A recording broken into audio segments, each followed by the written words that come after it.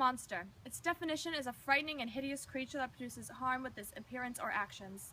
Ladies and gentlemen, the public has labeled an honest child something inhuman. Steve said it himself. He did not participate in the robbery. He was just creating a film for school. Steve is just a kid, a child with good character.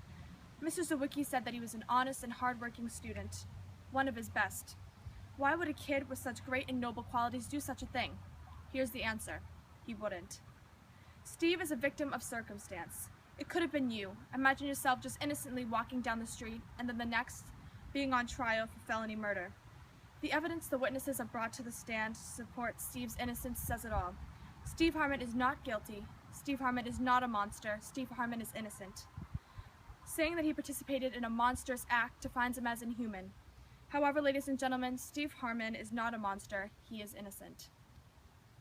It is clear that Mr. Nesbitt is dead, but Steve didn't murder him.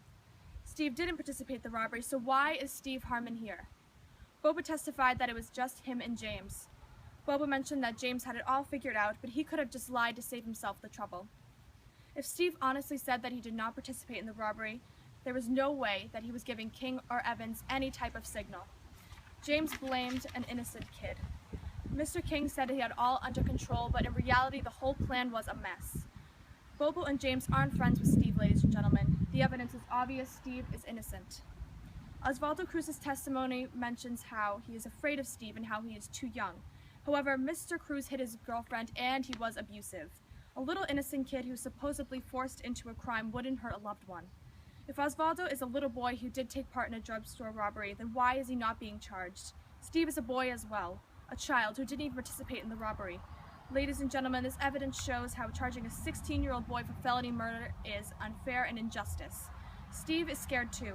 Steve is just like any other 16-year-old boy. Putting a child in jail for a crime he didn't commit is immoral. Steve put himself on the stand and said no. No, he did not participate in the robbery. He said he was working on a project for his teacher, Mr. Zawicki, who was also called to the stand. Honest and one of my best students was the phrase that Mr. Zawicki said when he was brought to the stand. He confirmed that a project was assigned and that Steve was working on it. Steve is just a normal kid, framed for a crime he didn't commit. Think about your child or loved one, and imagine them in Steve's shoes. A confused, afraid, and vulnerable child is in front of you praying to get out of something they took no part in, an innocent victim. Monster is the last word you would ever use to describe Steve Harmon. The evidence that has been brought to the stand shows that words like honest, hardworking, and normal are used to describe Steve Harmon. He didn't participate in felony murder. He is innocent. He's a 16-year-old who was working on a project for school. He was framed by James King and was threatened to Osvaldo. Why would we dehumanize a normal teenager? Why are we degrading a child? The evidence that has been presented in this trial proves that Steve Harmon is innocent. Thank you.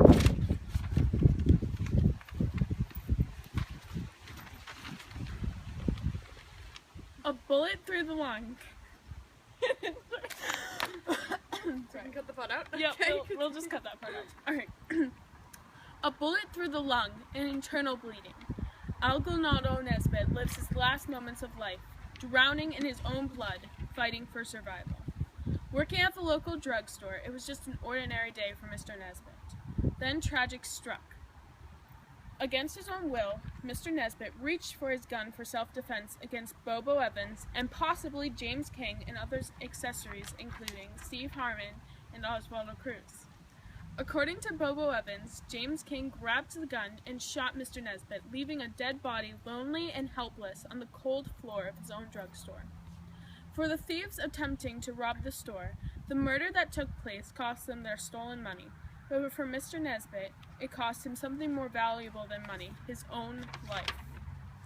As stated by Bobo Evans' testimony, James King and him were both planning to rob the drugstore with the help of 16-year-old Steve Harmon and 14-year-old Osvaldo Cruz.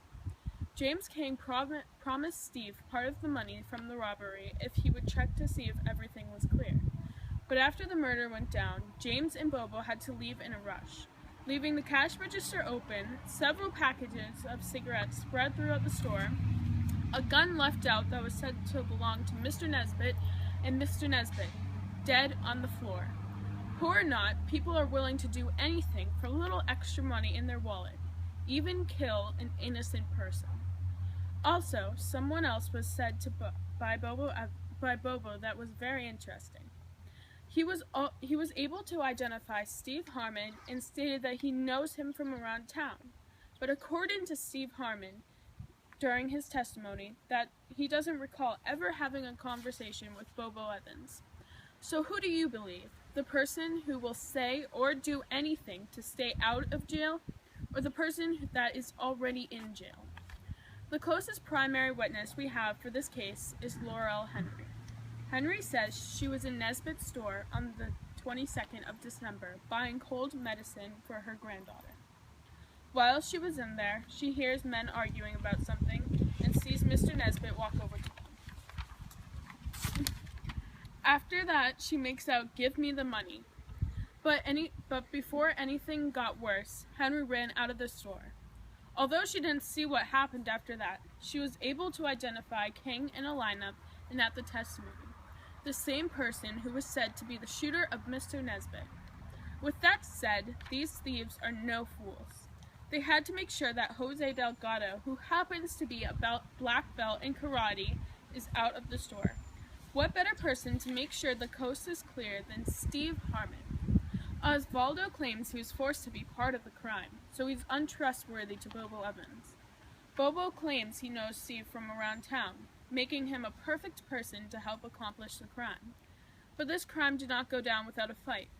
Bobo claims he saw Mr. Nesbitt grab his gun in the heat of the moment and move towards James King. Then, James King grabs the gun and shoots Mr. Nesbitt.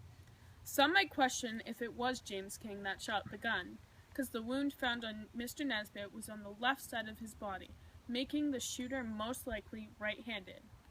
And proven by Mr. Nipping, James is left-handed.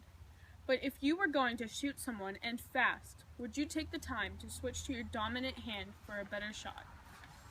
Another person that made an appearance on the stand was Dorothy Moore. Dorothy said she received a visit on the 22nd of December by James King, her cousin.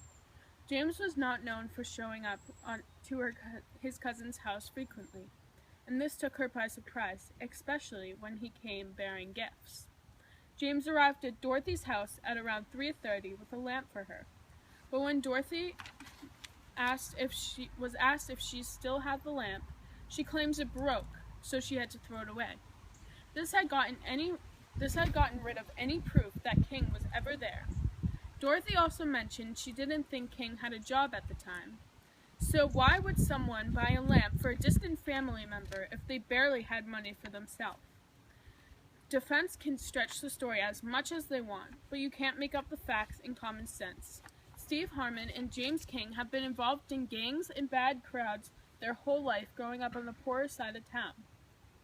If the robbery was for money, for their family, or for themselves, it's still against the law, and there needs to be consequences for it. Because of their reckless behavior, a family is going to have one less family member to come home to every day. Thank you. I so messed up on